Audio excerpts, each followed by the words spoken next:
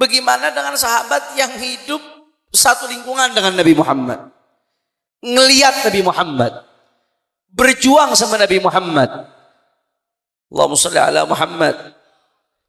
Makanya setinggi-tingginya makom wali, setinggi-tingginya makom wali yang non sahabat, itu makomnya nggak bisa ngalahin makom sahabat yang paling rendah. Selama dia sahabat.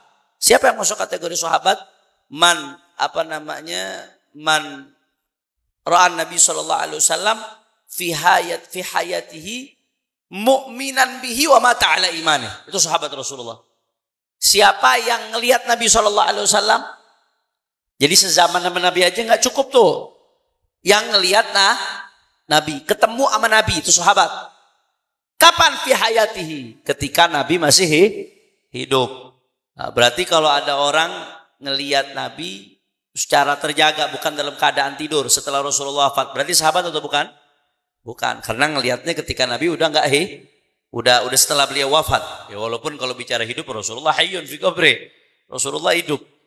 Tapi maksudnya setelah beliau wafat. Mukminan bihi, ngelihatnya bukan sekedar beriman. Kalau ngelihat masih Nabi hidup, Abu Jahal juga ngelihat Nabi. Abu Jahal sahabat atau bukan?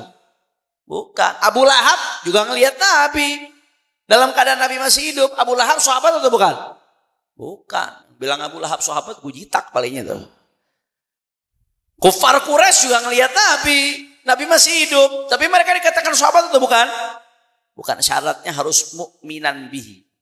Jadi ngelihat Rasulullah dalam keadaan masih hidup, mukminan bihi. Ini definisi sahabat nih, penting kita catat.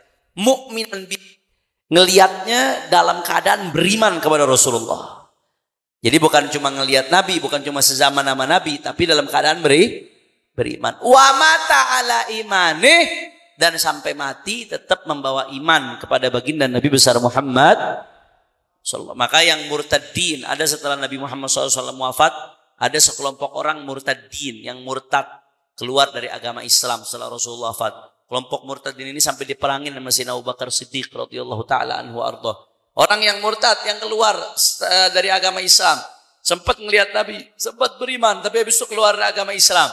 Dia murtad. Saya mau tanya, dibilang sahabat atau bukan?